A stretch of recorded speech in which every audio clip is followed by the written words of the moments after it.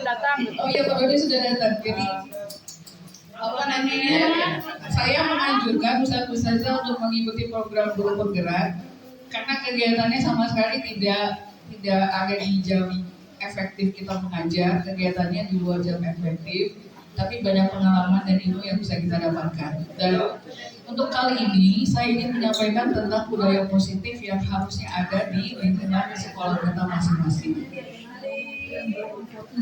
Kelihatan ya? Oh ya, maaf.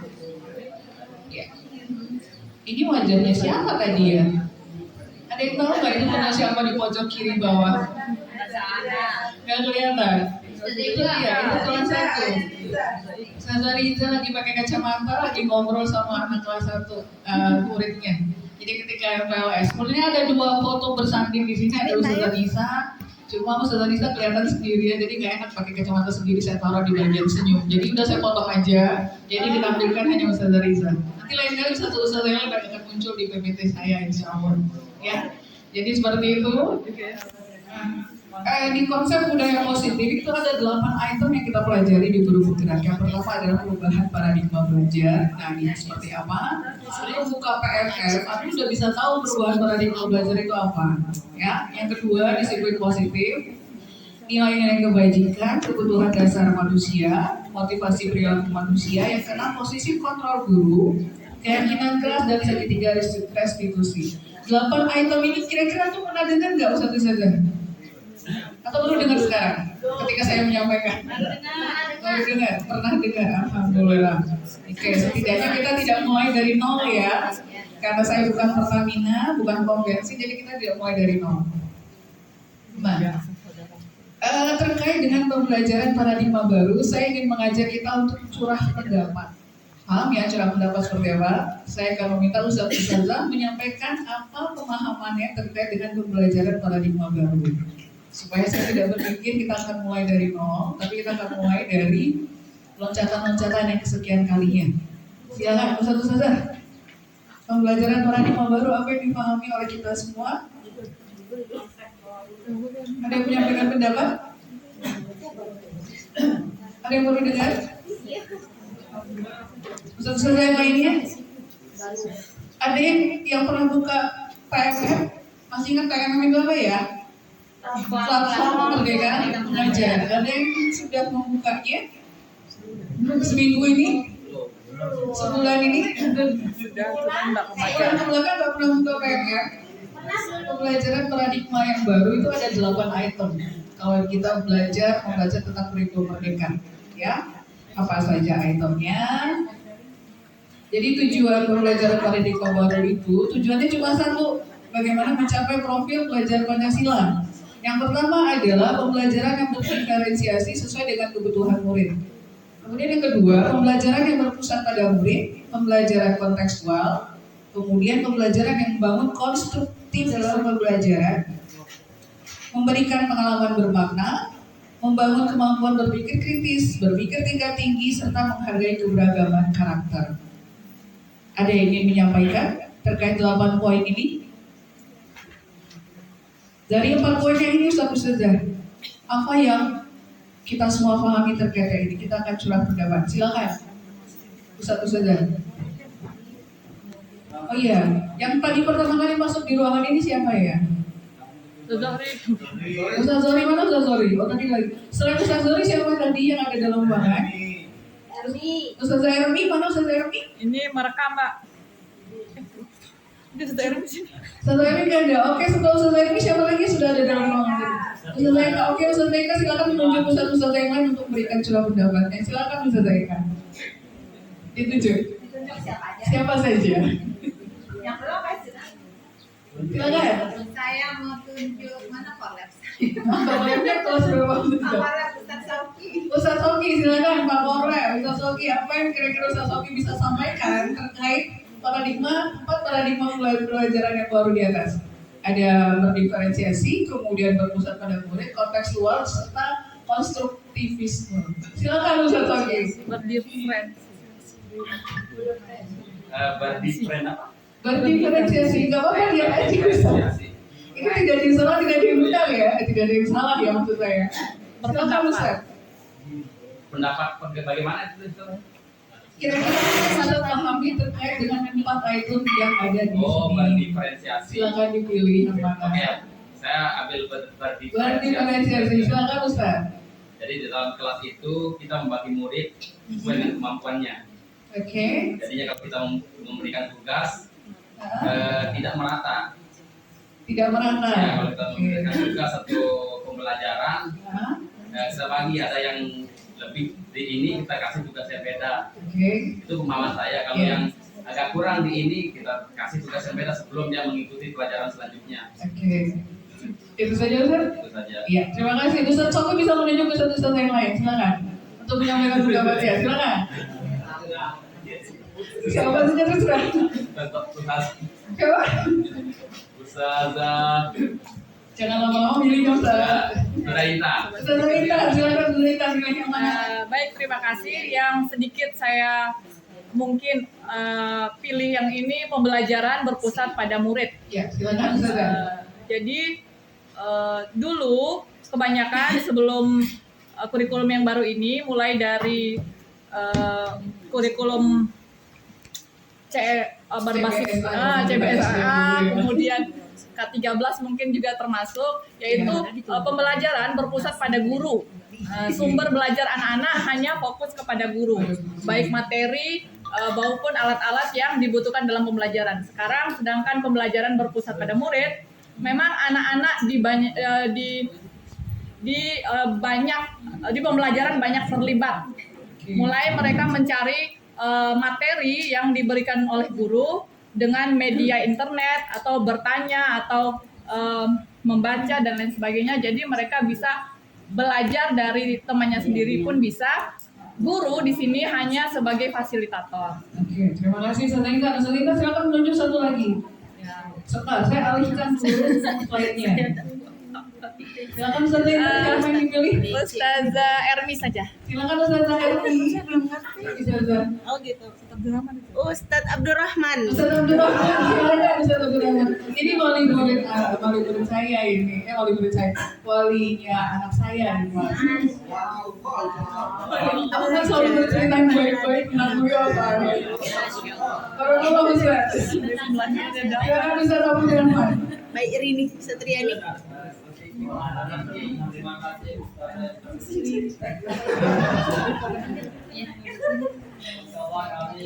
kami kepada menghargai keberagaman, gaya belajar, minat dan kebutuhan belajar. Pilih semua. Jadi dalam kelas dan itu tidak sama masing-masing individu, baik itu minat bakat bahkan dari asal mula orang tua mereka. Nah, di situ kita harus belajar saling menghormati dan beradaptasi dalam pergaulan sosialisasi mereka dalam belajar. Dan guru tentunya harus membaca dalam artian kenapa ini punya karakter A, B, C, dan juga demikian. Maka dengan demikian akan dicarilah kesamaan yang bahwasanya kita juga sebutkan berbeda adalah Allah. Ya, betul sekali Ustaz. Bagaimana ayat 13? Rawi langsung.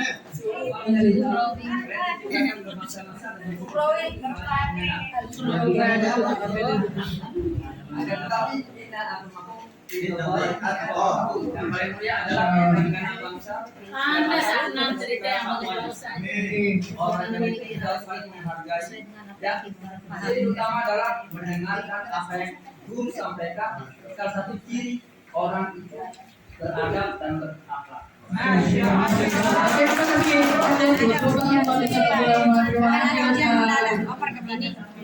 Sambil Ustazah Baridah membagikan kertas, jadi Ustazah itu adalah 8 paradigma pembelajaran yang harus ada dalam aktivitas kita berinteraksi di kelas bersama anak. Bukan hanya di ruang-ruang kelas kita yang kecil, tapi di ruang kelas kita yang besar, yang luas, yaitu sekolah kita. 8 item pembelajaran paradigma baru ini harus ada, mewarnai, menjadi warna, menjadi nilai yang harus kita bawa ketika kita berinteraksi dengan anak-anak. Ya. Silakan tadi udah dibagikan kertas, satu saja nanti boleh tulis di kertas itu namanya paling atas pojok kiri. Tulis nama panggilannya saja. Pojok kiri. Ya, di kertas yang antum pegang di bagian atas sebelah kiri. Jadi sebelum dibanding ini kita punya banyak PR nih. Ada yang harus kita selesaikan sebelum dibanding. Oke, masya Allah. Jadi bagaimana kita? Sudah sudah tulis sama? Oke, langkah yang berikutnya adalah tadi ada berapa paradigma pembelajaran dari Guru Merdeka? Ada 8 ya. Jadi yang pertama kita ulang sama-sama. Yang pertama apa? Sekarang saya minta tolong masing-masing kita memilih dari 8 itu. Silakan pilih satu, tuliskan di kertas di depan ustadz-ustadz sekalian. Satu saja. Ini yang pertama. Manakah yang menurut ustadz-ustadzah yang paling menarik minat saat ini ya? Mungkin nanti 2 menit lagi minatnya akan berbeda setelah ini. Tapi sekarang yang paling sesuai keinginan atau minat ustadz-ustadzah, tuliskan satu saja aspek dari pembelajaran paradigma baru. Sudah? Ini slide yang pertama, ini slide yang kedua. Yang pertama tadi Ini slide yang pertama. pembelajaran. Ini yang pertama ya, pembelajaran berdiferensiasi, berpusat pada murid, kontekstual, konstruktivisme, pengalaman bermakna, berpikir kritis, berpikir tingkat tinggi, menghargai keberagaman. Slide 1. Slide 1. Iya. Nih, pasti ada yang milih di sini berarti. Tahuan. Sudah ya, sudah. Oke, sekarang disimpan dulu kertasnya. Kita lanjut. Sudah ya? Dipilih 1, 2, 3, selesai menulis. Nah, anak-anak kalau di tempat saya ngajar kelas 5, kelas atas saya gituin ya. Saya memperagakan seperti yang tadi. Karena mereka pikir, bilang gini program, sudah cepat sekali, lapangan cepat, gak boleh lama-lama, karena kalian pintar semua, sudah semua. Nah ini, kita kan lagi ngomongin guys kita nih, kemarin kita sedang lisensi. Ternyata setelah saya baca, tadi malam juga saya baca-baca lagi terkait dengan filosofi pendidikan JSIT Indonesia, sebenarnya tidak jauh beda dari apa yang disampaikan oleh Ki Hajar Dewantara di kurikulum Merdeka. Kalau di filosofi pendidikan Hajar Dewantara itu mengatakan bahwa pendidikan itu merupakan proses menuntun. Proses menuntun, bukan menuntut. Beda huruf, tapi beda makna sangat dalam, sangat jauh. Proses menuntun segala kodrat yang ada pada murid. Yang dituntun itu apa? Segala kodrat. Kalau kita di JSIT membahasakannya fitrah kemanusiaan. Itu beda bahasa, tapi maknanya sama. Jadi, proses menuntun segala kodrat yang ada pada murid agar mereka selamat dan bahagia sebagai seorang manusia, sekaligus sebagai anggota masyarakat. Dari kata yang saya kasih warna merah, kira-kira ada yang bisa menyampaikan kembali? Silakan Ustazah Fitri. Baik, terima kasih atas waktunya. Proses menuntun artinya kita sebagai guru tidak berada di depan atau di belakang, tetapi harus beriringan dengan siswa kita. Contoh, ibaratnya ketika kita menemukan orang yang lebih tua di jalan, kita membantunya menuntun ke jalan supaya tidak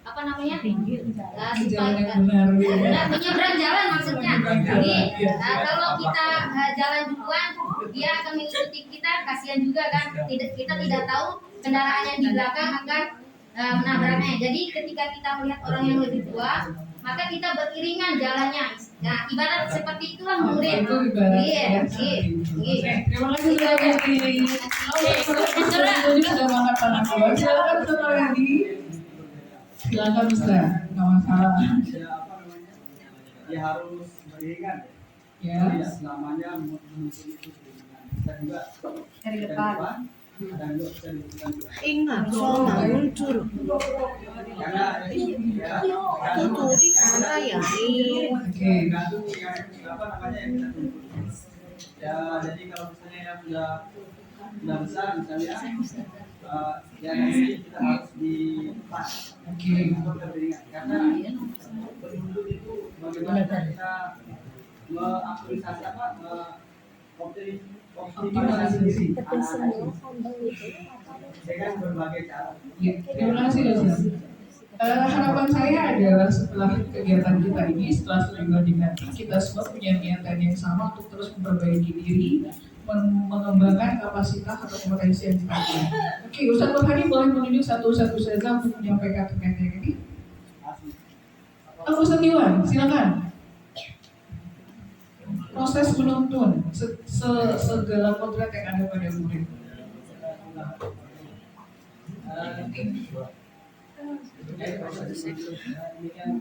Jadi analogi ya yang Iya, silakan disampaikan analogi. kemudian Ustaz Burhani. jadi kalau proses menuntut apa di pendidikan itu menurut saya Iya. jadi apa yang kita sampaikan dan kita ajarkan pesan itu adalah proses menuntut sebenarnya Oke. itu mengarahkan mengajarkan kita menuntut Iya. kemudian bukan hanya itu saja Iya. jadi perilaku kita juga bisa jadi itu adalah tuntunan jadi apa perilaku kita kemudian cara kita ya, sikap kita kepada mereka itu adalah tuntunan Oke. jadi bukan hanya sekedar analogi yang tadi jadi dia di belakang di depan di samping itu bukan menurut saya bukan hanya itu saja tapi segala kita lakukan apa yang kita ajarkan semuanya ke anak-anak kemudian perilaku yang dicontoh itu adalah tuntunan semua itu murid-murid. Terima kasih Ustaz Ustazah. Ingat trilogi pendidikan di Ajar Dewantara? Untuk kita belajar dulu yang Tuturi Handayani. Ingat Tuturi sama Handayani hanya satu bagian. ingat mesin Selodo.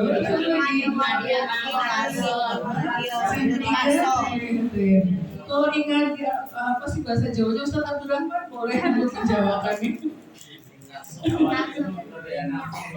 Ya itu apa namanya Ustaz? Kalau di depan jadilah seorang teladan. Iya, berarti di depan guru itu posisinya di depan. Jadi betul kata Ustaz Farhadi, posisi guru saat berinteraksi dengan anak bisa saja menjadi itu makna sederhananya. Yang kedua adalah Imadio Bangun Karso. Itu apa? Ustaz Amidi? Yang di tengah berada bersemangat. Iya, di tengah memberikan semangat, memberikan motivasi kepada anak-anak. Ini harus kita lakukan. Yang ketiga adalah Tuturi Handayani. Apa maknanya? Ini posisinya kita di depan, di tengah, atau di belakang? Di belakang ngapain? Mendorong ngapain? Mendorong sampai apa? Mendorong sampai jatuh ya? Tapi memberikan, iya, betul, sudah maaf terkait dengan itu. Oke, Ustaz, terima kasih.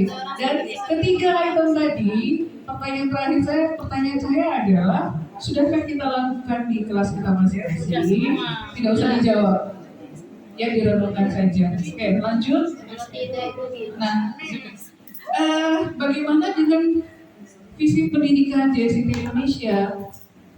Visi pendidikan JST Indonesia adalah segala upaya yang dilakukan. Jadi sama seperti tadi, segala upaya untuk menuntun, segala upaya yang kita lakukan untuk mempersiapkan manusia, mempersiapkan murid kita agar sadar, agar memiliki kesadaran, memiliki kemampuan, tanggung jawab dalam menjalankan misi kepemimpinan. Satu hal yang di tulisan merah tadi adalah menjalankan misi kepemimpinan.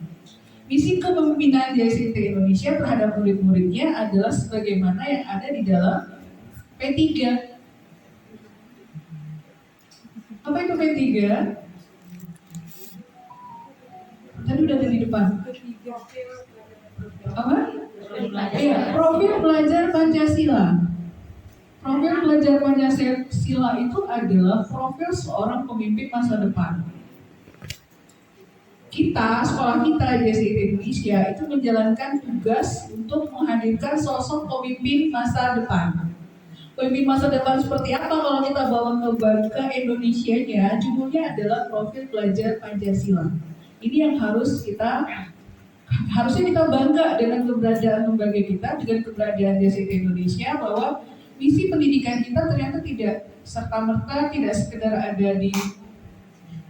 di dunia, tapi misi kepemimpinan kita, misi pendidikan kita adalah bagaimana mengajak anak-anak kita selamat juga di akhirat sana. Jadi bukan hanya senang, bahagia di dunia, tapi juga sejahtera dan di akhirat. Itu yang kita inginkan, ya.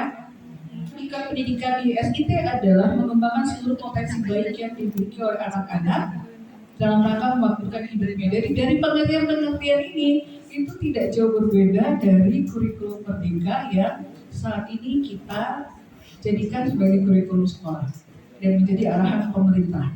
Itu tidak jauh berbeda, 11-12 lah, hanya beda judul saja. Ya. Kemudian ada 4 item. Yang pertama, guru mengontrol murid. Yang kedua, penguatan positif akan efektif dan bermanfaat. Yang ketiga, kritikan yang dapat menguatkan rasa bersalah, dapat menguatkan karakter. Dan yang keempat, orang dewasa memiliki hak untuk memaksa.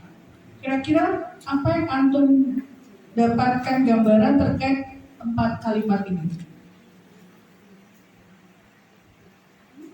Guru mengontrol murid. Kira-kira bayangan kita apa di sini? Apa yang terbetik di kepala kita? Guru mengontrol murid. Salah satu caranya misalnya gimana? Ustaz Adil tadi mau bicara, biar suaranya kedengaran.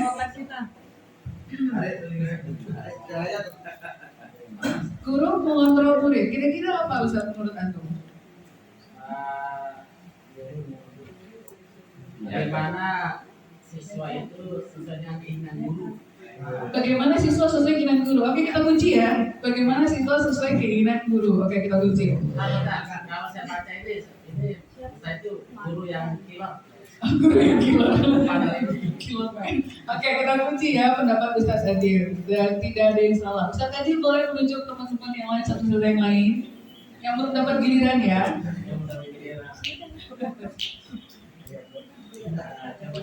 Yang paling penting. Ayo paling penting. Silakan. Guru baru di kelas 4. Oh, guru baru di kelas 4. Aduh, antum tak kenal namanya siapa? Aduh. Siapa guru baru di kelas 4? Yang sama Ustaz Sauki lah. Yang sama Ustaz Sauki. Oh, Ustaz Zaifah, silakan Ustaz Zaifah. Ini senior ya Ustaz Zaifah ini, jangan sampai. Silakan Ustaz Zaifah. Silakan dipilih yang mana aja dari 4 kalimat tadi. Oke, sudah. Silakan. Assalamualaikum warahmatullahi wabarakatuh. Waalaikumsalam warahmatullahi wabarakatuh. Guru mengontrol murid. Kalau di dalam pemahaman saya pribadi, yang dimaksud dengan mengontrol itu bukan sebagai bos. Oke. Tetapi dia lebih ke arah karena murid yang kita hadapin itu berbeda karakter, beragam. Itu tidak bisa kita nafikan. Bahkan keinginannya pun meskipun dia memandang objek yang sama tapi pikirannya berbeda. Bisa berbeda. Nah, kemudian apa yang dimaksud dengan guru yang mengontrol murid? Di saat ada yang pemahaman yang membutuhkan penalaran, yang mana tidak bisa dilepas seutuhnya kepada murid, maka di sanalah peran guru itu berada. Dan juga seperti contoh yang terjadi di anak putra, contoh terdekat dari kehidupan kita, ketika anak-anak terlalu lepas bermain dengan kawan-kawannya, maka di sana peran guru untuk mengontrolnya jangan sampai itu jatuh kepada bullying. Oke, terima kasih Ustazah. Oke, Ustazah Zaifah boleh menunjuk satu lagi Ustazah untuk menyampaikan pendapat. Banyak pilihan Ustazah. Ustazah baru juga Enggak ada namanya Ustazah baru. maksudnya bukan ya. Ustazah Ningrum. Oh, Ustazah Ningrum, silakan Ustazah Ningrum. Boleh memilih yang sama, boleh yang berbeda. Silakan Ustazah Ningrum. Oh iya. Saya nggak bisa baca slide-nya, Ustazah. Oh gitu. Yang pertama itu guru mengontrol murid. Yang kedua, penguatan positif akan efektif dan bermanfaat. Kalimat yang ketiga, kritikan yang dapat menguatkan rasa bersalah itu dapat menguatkan karakter. Kalimat yang keempat, dewasa memiliki hak untuk memaksa. Kira-kira yang paling kayaknya yang menarik hati Nino yang mana ya? Pilihan saya mungkin sependapat dengan Pak. Yang pertama, guru kontrol murid.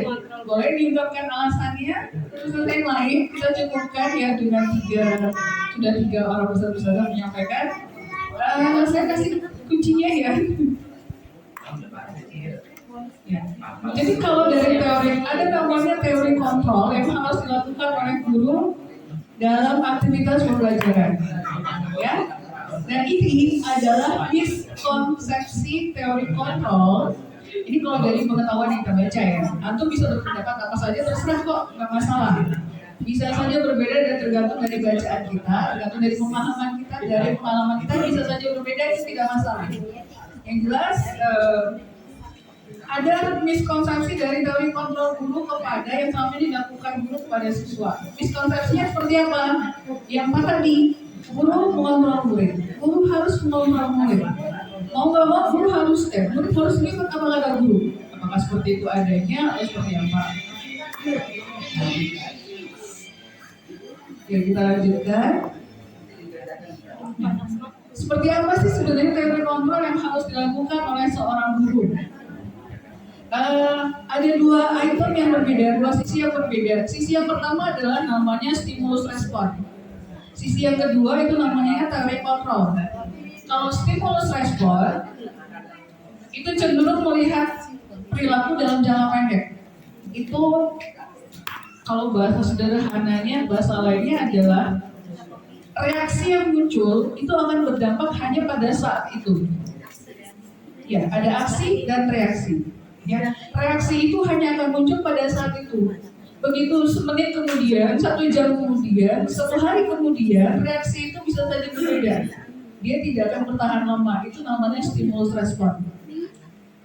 Kemudian ada yang namanya yang harusnya kita lakukan, ya, adalah teori kontrol. Seperti apa teori kontrol itu? Jadi pendekatan teori kontrol ini mengajarkan kita untuk selalu berpikir, mengubah mindset, mengubah paradigma supaya kita bisa menerapkan sikap positif terhadap semua aktivitas yang ada di sekitar kita. Teori kontrol itu mengamalkan perubahan paradigma, kacamata berpikir yang berbeda, kemudian menghasilkan sikap positif dalam jangka panjang. Berbeda dengan stimulus respon. Adi bisa mencontohkan stimulus respon nggak yang pernah kita lakukan di sekolah? Jadi kita merespon sesuatu karena ada yang kita lihat. Kalau kita jam istirahat keluar sekolah, keluar kelas, kita melihat ya ada sampah berserakan.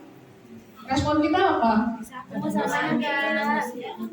ABC, rumus ABC. Ambil sampahnya, buang ke tempat sampah, cuci tangan sampai bersih. Itu kan rumus ABC. Kita sampaikan itu ke anak-anak. Tapi anak-anak kita juga tidak melakukannya dengan sempurna. Artinya tidak semua anak melakukan itu dan bisa jadi kita juga guru-gurunya juga belum 100% melakukan hal yang sama. Itu stimulus respon. Tapi kalau sudah sampai di teori kontrol, mau dikasih tahu maupun tidak, dia akan tahu sendiri. Oh, ini rumus ABC bisa diterapkan kok sekarang. Tinggal ambil sampahnya, tinggal buang, terus cuci tangan. Tanpa diingatkan. Itu jangka panjang. Oke, lanjut. Satu hal lagi yang harus kita ingat bahwa dalam pendidikan Islam di SIT Indonesia, yang diutamakan berikutnya adalah pendidikan adab. Adab berkaitan dengan hati, kata Prof. Nakib Al-Atas. Inilah yang menjadi kunci bagaimana anak itu kodratnya bisa dituntun dengan baik oleh guru. Ya, jadi inti dari pendidikan bagi anak-anak kita adalah bagaimana hati itu bisa digerakkan dengan baik. Ya, karena di hati itu berkumpul emosi, berkumpul pengetahuan belajar. Jadi menurut Prof. Nakib Al-Atas, pendidikan hati itu mengarah pada pengembangan murid secara seimbang spiritualnya, intelektualnya, moralnya, dan memberikan mereka, murid kita memberikan kontribusi positif tanpa kita kasih tahu, tanpa kita minta. Ini tujuannya, ya. Dan itu sama dengan yang tadi. Nah, ini bisa contoh dari stimulus respon yang di sebelah kiri, kemudian di sebelah kanan itu teori kontrol. Stimulus respon yang pertama itu realitas kebutuhan kita sama. Stimulus respon yang pertama, realitas kebutuhan kita sama. Kira-kira menurut Ustadz dari kontrolnya apa?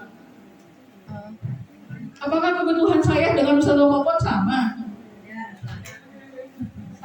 Kan kita sama-sama guru di sini. Kebutuhannya. Apakah kebutuhan kita sama? Realitas kebutuhan sama. Itu menurut stimulus respon. Apakah seperti itu adanya? Ustadz Popon, apakah sama dengan saya? Iya. Kira-kira dari teori kontrol apakah pendapatnya sama seperti realitas kebutuhan kita sama? Yang bagian kiri apakah sama dengan bagian kanan? Berbeda. Sebelah sini semua orang melihat hal yang sama. Enggak. Ini tabel, mohon maaf. Ini apa yang kita lihat? Bunga palsu. Ini belum bunga plastik. Apa lagi? Apa yang Anda lihat secara fakta yang ada di sini? Apa lagi? Ada daun, warna hijau, Hiasan meja. Orang yang memegang. ya bukan jangan yang orangnya, yang lihat ada ini. Tidak perlu disiram. Apa lagi? Bunga hias, apa lagi? Ada di ruang guru. Mempercantik ruangan. Oke, sudah berapa jawaban yang aku keluarkan? Artinya kita memandang sesuatu yang sama bisa saja. Beda. Yang ketiga, mencoba mengubah pandangan orang agar sama dengan pandangan kita. Itu stimulus respon. Jadi ketika kita berjalan menemukan ada sampah berserakan, kita akan menganggap semua orang itu kalau melihat sampah harusnya ngambil sampah, buang tempat sampah, cuci tangan. Tapi pada kenyataannya kan tidak. Dan apakah kita bisa mencoba mengubah paradigma orang untuk sama seperti kita? Tidak. Harus sama dengan gambaran kita. Oke, kita lihat coba teori kontrolnya. Jadi kalau kita bicara teori kontrol, realitas kebutuhan kita sama. Ya, yang benar adalah realitas kebutuhan kita berbeda. Walaupun kita sama-sama guru di sini. Dan itu kebutuhan kita berbeda. Antum mungkin menganggap jam 7 tidak terlambat, ya wajar karena persepsi kita beda, kebutuhan kita berbeda. Sehingga nggak bisa kita memaksakan antum harus datang seperti saya, jangan. Zolim saya ke antum kalau seperti itu.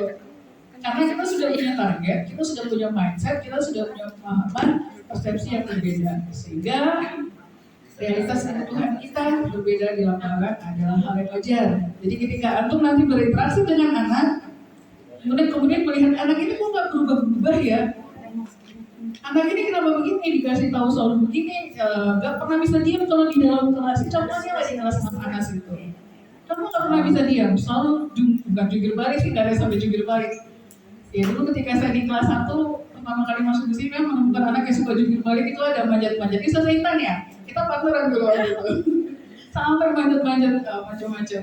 Power juga dipanjatin ya itulah. Jadi kita satu kelas, satu sekolah, satu ruangan, tapi realitas kebutuhan kita berbeda. Sehingga ketika kita mendapati anak kita tidak sesuai dengan keinginan gurunya, maka yang harus dilakukan adalah yakinkan realitas saya beda sama dia. Lalu apa yang harus dilakukan selanjutnya nanti ada di slide berikutnya. Kemudian yang berikutnya, semua orang melihat hal yang sama. Semua orang memiliki gambaran yang berbeda, seperti tadi. Dan kita tidak bisa mengajak orang, memaksa orang untuk paham sama pemahamannya dengan apa yang kita pahami. Sehingga memahami pandangan orang lain yang berbeda adalah hal yang membuat kita akan merasa nyaman. Ya, kalau kita memaksakan orang sama pemahaman dengan kita yang sakit hati. Betul. Pengalaman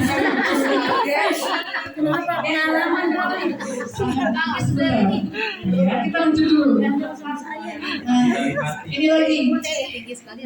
Stimulus yang berikutnya adalah perilaku buruk adalah sebuah kesalahan. Satu saja, perilaku buruk anak adalah sebuah kesalahan. Oke, di sisi satu itu benar adanya. Tapi untuk membuat kita merasa nyaman, enjoy, dan mengurangi beban yang ada di dalam hati atau sebagainya terkait target yang kita punya di kelas, maka kita harus memahami bahwa semua perilaku ada tujuannya. Kenapa anak datang terlambat? Pasti ada tujuannya yang melatar belakangi. Ada alasannya kenapa terlambat. Ketika kita melihat anak tidak bisa diam di dalam kelas, pasti ada alasannya kenapa dia tidak bisa diam. Ini yang harus kita ketahui. Yang berikutnya, orang lain bisa mengontrol saya. Dari teori kontrol, yang bisa mengontrol diri kita sendiri adalah Kita sendiri. kita sendiri yang mengontrol, bukan pimpinan. Pimpinan oke buat aturan, tapi yang bisa mengontrol kita adalah kita sendiri. Pilihan mengontrolnya adalah kita ikut aturan atau tidak. Itu aja pilihannya.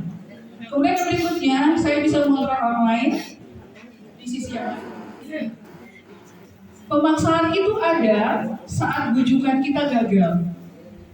Kita menganggap kita bisa memaksa orang lain saat kita membujuknya dengan halus itu gagal, nggak berhasil. Oh, kita bisa memaksa nih. Tapi apakah seperti itu adanya? Yang diinginkan adalah ada kolaborasi, ada konsensus. Kolaborasi, paham ya maksudnya kolaborasi ya? Konsensus kamu paham ya? Konsensus kesepakatan bersama, itu namanya konsensus. Ada konsensus nasional. Konsensus nasional kita pada tahun 1945 adalah dalam bentuk merubah Piagam Madinah sih. Piagam Jakarta yang isinya di paragraf, bukan paragraf. Sila pertama, apa bunyinya? Masih ingat gak? Kok saya jadi lupa, Ustaz Aisyah? Iya, benar. Ketuhanan yang Maha Esa dengan kewajiban menjalankan syariat Islam bagi penganut agama Islam. Itu kan sila pertama. Tapi ada sebuah konsensus nasional pada saat itu yang mengubah, disepakati secara bersama, menjalankan syariat itu dicoret. Sehingga kita tahu sekarang Pancasila itu sila pertama, ketuhanan yang Maha Esa. Pancasila itu hasil konsensus nasional yang sangat luar biasa. Begitu saya bisa dari sejarah ini. Sehingga kolaborasi dan konsensus itu menjadi pilihan-pilihan untuk menyelesaikan semua masalah.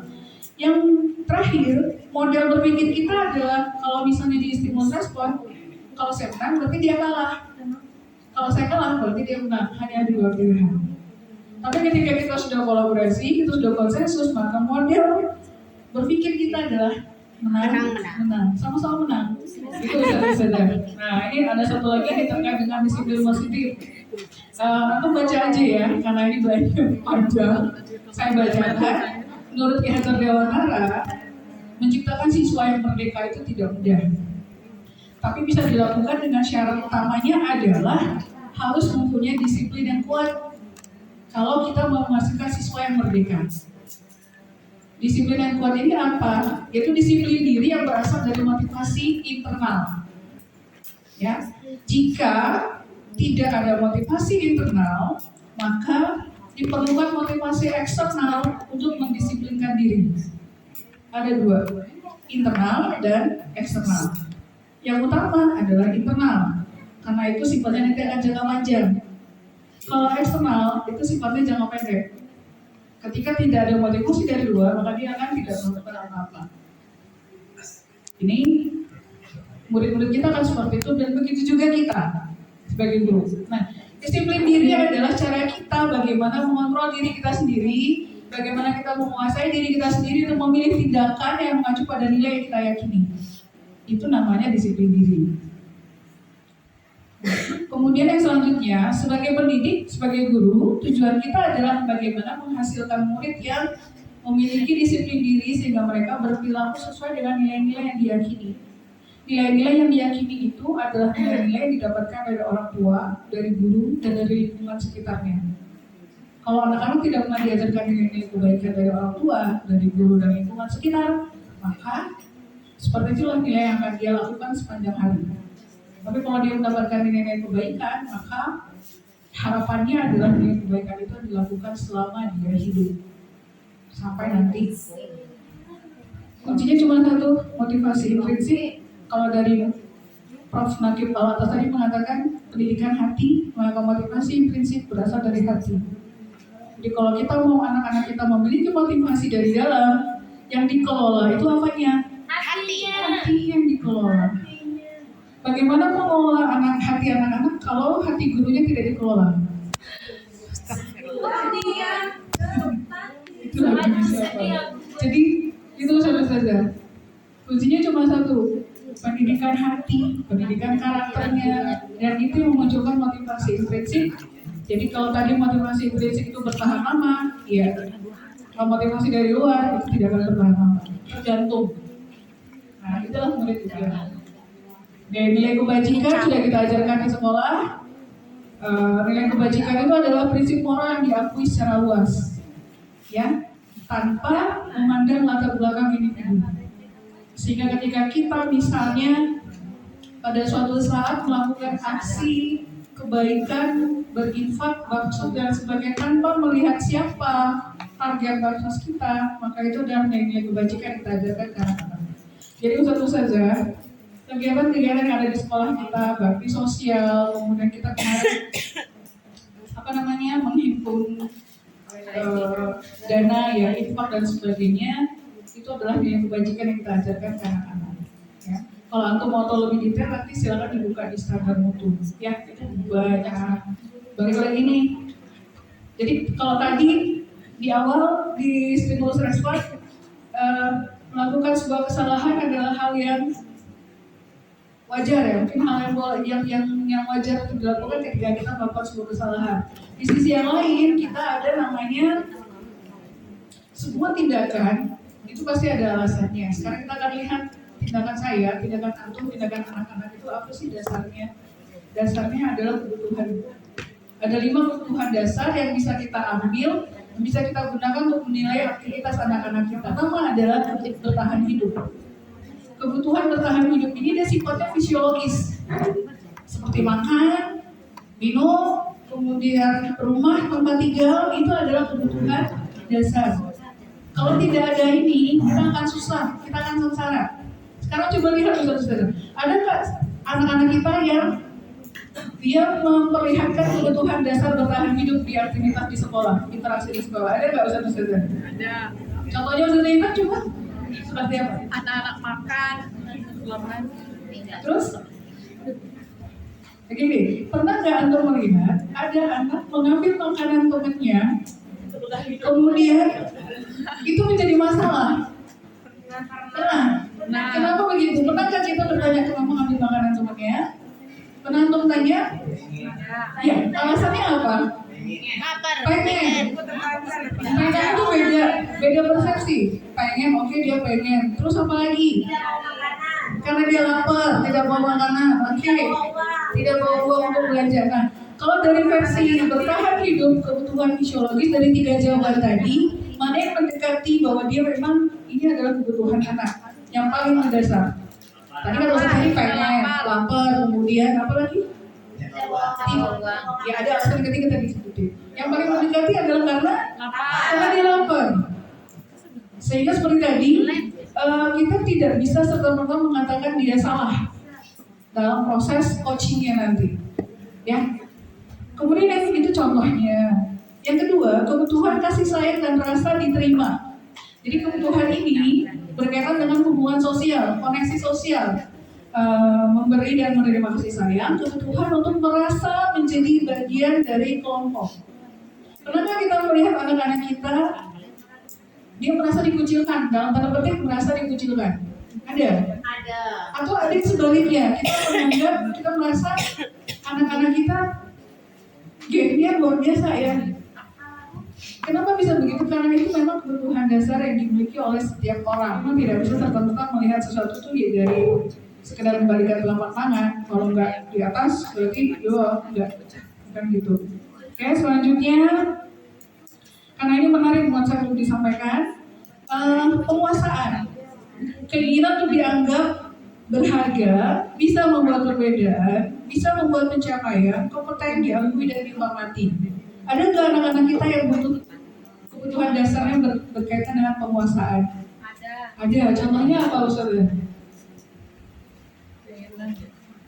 Anak-anak seperti ini biasanya dia ingin dihargai.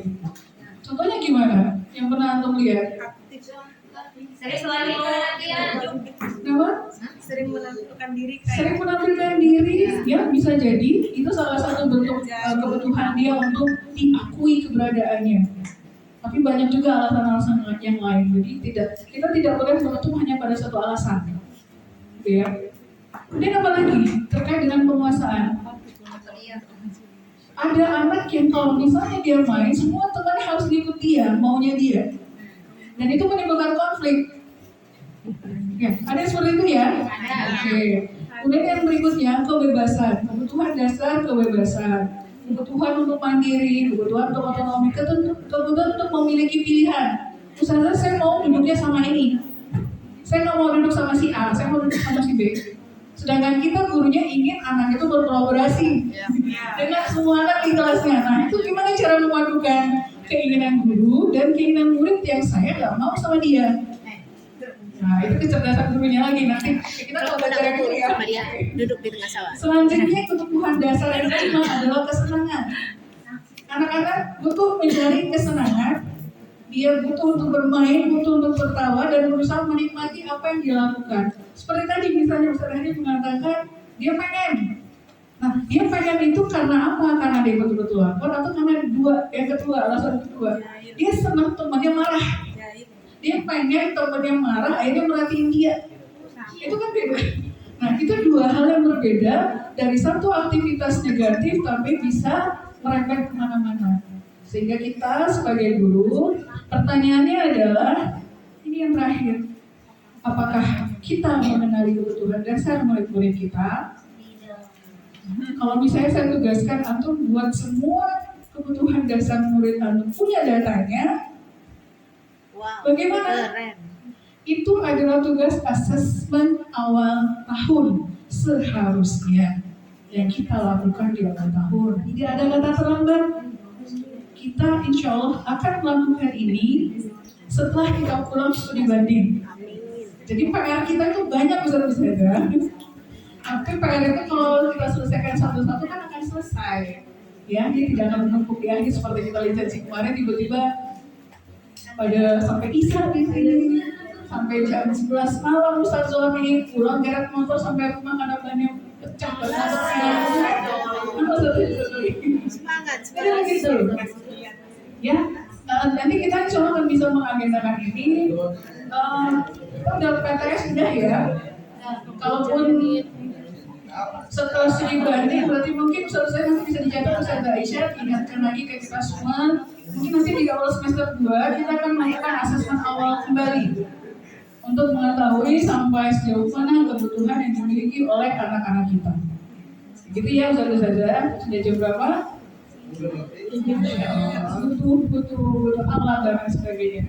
Ya, kemudian, nah pada motivasi yang paling rendah ini sebenarnya kita sedang berusaha menghindari masalah yang bisa saja akan muncul dan akan berpengaruh pada fisik, pada perasaan kita, maupun berpengaruh pada kebutuhan kita yang lainnya. Jadi bila tidak melakukan tindakan tersebut. Nah, motivasi ini bersifat eksternal. Motivasi eksternal, motivasi dari luar yang kita coba hindari anak-anak mendapatkan motivasi ini. Ya, selanjutnya, motivasi yang kedua adalah kita mendapatkan imbalan atau penghargaan dari orang lain. Orang dengan motivasi ini dia akan bertanya, apa yang akan saya dapat apabila saya melakukannya? Ya, motivasi yang kedua karena imbalan atau penghargaan. Pertanyaan yang sering muncul, apa yang akan saya dapat kalau saya melakukan ini? Sama dengan anak-anak kita. Kenapa dia belajar? Kalau kita bertanya, kenapa kakak belajar? Kenapa kakak menghafal? Jawabannya apa? Supaya nilainya bagus, supaya hafalannya nambah, supaya bisa ikut UJP, supaya 2 terus dan lain sebagainya. Ini kira-kira motivasi yang bagaimana? Ini masih motivasi yang sebenarnya eksternal, tapi dia sudah lebih tinggi sedikit. Ya, karena sudah mulai menyadari kebutuhannya. Nah, melakukan sebuah tindakan untuk mendapatkan pujian atau dari orang lain itu hal yang penting menurut dia. Melakukan sesuatu karena hadiah, pengakuan atau imbalan. Ini bukan sekali lagi, ini tidak salah. Tapi bagaimana caranya agar tidak menjadi dominan. Tidak setiap kali kita kasih bintang ke anak-anak, dia menurut pikir bintang lagi. Akhirnya apa? ketika setiap kali dikasih bintang dan tidak ada perubahan reward dari ustadz-ustazah, tidak ada hal yang luar biasa yang didapatkan dari ustadz-ustazah, dia akan berpikir, paling nanti dapat bintang, bintangnya apa diapain? Jadi percuma, ngapain juga kita ngelakuin, dia tidak melakukan lagi apa-apa. Karena motivasinya ekstra. Terus yang ketiga, untuk menjadi orang yang kita yakini, yang kita inginkan, dan menghargai diri sendiri dengan nilai-nilai yang kita percaya. Jadi kalau dalam posisi ini, anak sudah melakukan sesuatu yang dia yakin, dia paham kenapa dia harus belajar. Dia paham kenapa dia harus ngaji. Dia paham kenapa dia harus menghafal. Sehingga mau dikasih reward atau tidak, dia akan melakukannya. Dan sampai pada titik ini, itu hal yang sangat luar biasa. Karena itu adalah motivasi internal yang kita ingin kita semua lakukan dan anak-anak juga melakukannya. Ya. Orang dengan motivasi ini akan bertanya, saya akan menjadi seperti apa nanti ketika saya melakukan ini. Jadi ketika ustaz-ustazah, saya akan studi banding, saya akan jadi apa di sana, saya akan jadi apa setelah studi banding. Bukan saya akan mendapatkan apa ketika studi banding, tapi saya jadi apa setelah studi banding. Itu PR studi banding kita. Jadi ketika nanti di sana, ketika studi banding kita melihat ada hal yang sangat luar biasa di sekolah orang, jangan bertanya, kenapa sekolah saya nggak begitu ya? Jangan bertanya, aduh iya ya, coba pimpinan di sekolah saya seperti ini, pasti akan begini. Antum tidak merasakan prosesnya ketika mereka dari awal sampai menjadi seperti sekarang. Jadi yang harus kita tanyakan adalah setelah studi banding, saya mau jadi seperti apa? Saya mau sekolah saya seperti apa? Jadi gambaran kita ada motivasi seperti ini adalah apa yang akan saya lakukan untuk mencapai keinginan. Ya. Nah, seperti tadilah posisi motivasi Anda pada saat ini. Silakan satu-satu tulis. Untuk saat ini ya, tidak untuk satu bulan ke depan, tidak untuk kemarin-kemarin. Silakan satu-satu tulis di manakah posisinya pada saat ini. Posisi motivasinya 1, 2, 3. Yang ke satu, ataukah yang kedua, ataukah yang ketiga. Kita ulangi. Yang ke satu dong. Yang ketiga dong. Satu aja, biar. Apa satu? Sesuai Tiga dengan itu kondisi yang saat paling ini ya. internal. Karena Tiga sehari itu yang lagi paling itu bagus, beda. internal. Ya. Yang pertama, Sudah dari diri motivasi sendiri, kita kesadaran. untuk saat ini apakah untuk menghindari ketidakadilan atau hukuman? Yang kedua, motivasi kita adalah untuk mendapatkan imbalan atau penghargaan. Yang ketiga, motivasi kita ketiga adalah menjadi orang yang menghargai diri sendiri berdasarkan keyakinan yang kita punya. Apakah pada posisi ketiga kita miliki, atau baru 1, 2, 3 aja deh, dan banyak-banyak boleh. Oke, 1, 2, atau 3. Tulis di kertasnya masing-masing, karena nanti akan dikumpulkan ke saya. Oke, ini motivasinya. 1, 2, atau 3. Tulis tanggal saja. 3. Tulis menjadi orang yang mereka inginkan. Menjadi orang yang kita inginkan, Ustaz, maksudnya. Dan menghargai diri sendiri dengan nilai yang kita yakini. Oke, saya dulu. Sudah ya? Gimana kalau posisi motivasi Anda? Oke, kalau hukuman itu masuk pada identitas gagal. Kalau identitas sukses itu ada 2, konsekuensi dan restitusi. Menurut contohnya seperti ini, hukuman itu adalah sesuatu yang menyakitkan yang harus terjadi. Konsekuensi itu sesuatu yang harus terjadi. Sedangkan restitusi itu merupakan pilihan. Saya kasih contoh kasus aja ya. Begini contohnya kalau saudara, mohon disimak dengan baik. Jadi kita bisa menentukan apakah dia hukuman, konsekuensi, atau restitusi. Pada suatu hari ada anak bernama, siapa mau jadi contoh? Afnan. Pada suatu benar, oke, saya ingat kisahnya Afnan kalau gitu. Pada suatu hari Afnan minta uang sama uminya. Kebetulan teman-temannya itu datang ke rumah. Kalau Afnan ini anak yang suka sekali bergaul atau suka bermain dengan teman-temannya.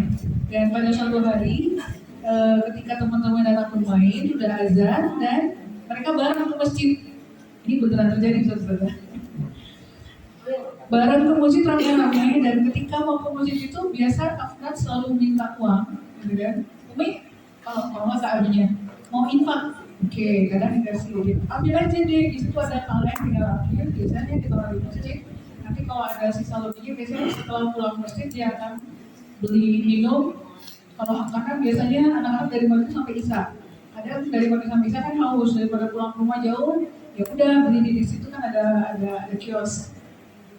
Dan pada hari itu kebetulan tidak ada uang kecil, uangnya besar semua, jadi rezeki yang warna biru di bawah, uang yang warna biru di bawah, dan itu sholat zuhur, itu lagi kalau nggak Sabtu atau Ahad, biasanya ramai di rumah kalau libur.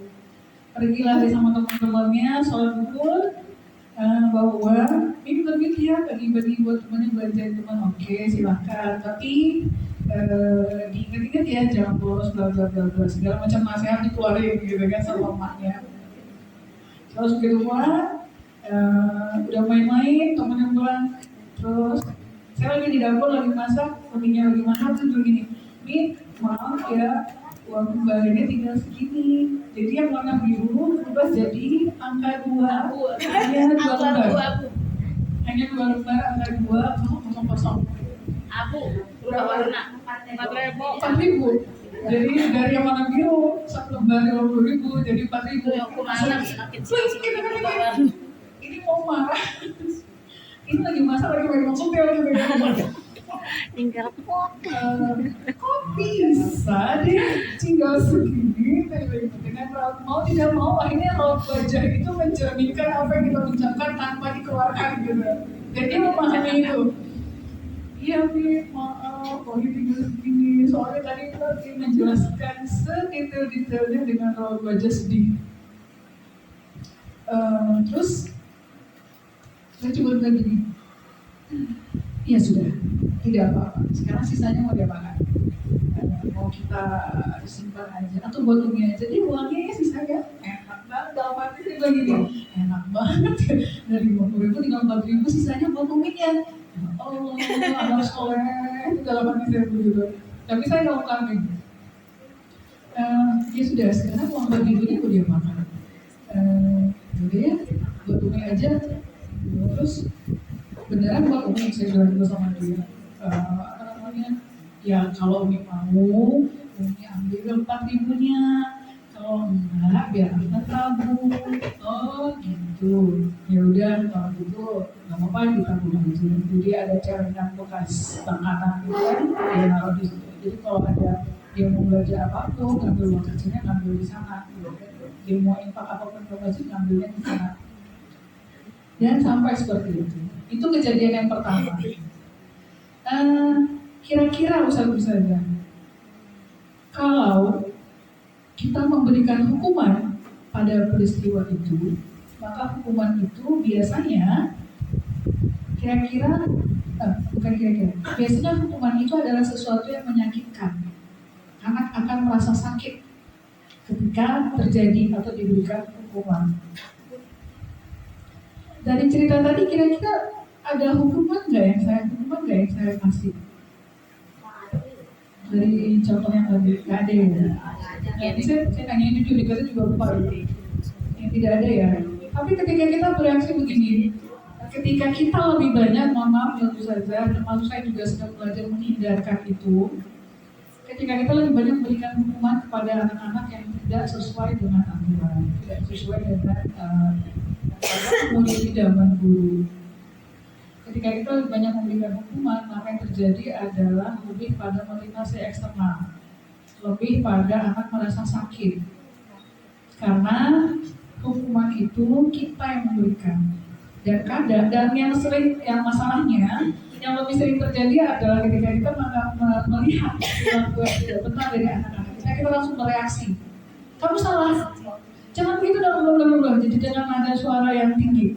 Kita langsung bereaksi seperti itu, maka itu sudah merupakan hukuman buat anak-anak. Dan itu yang kita hindari. Tapi kalau itu yang dilakukan, maka yang muncul adalah identitas gagal pada anak-anak. Identitas gagal contohnya apa?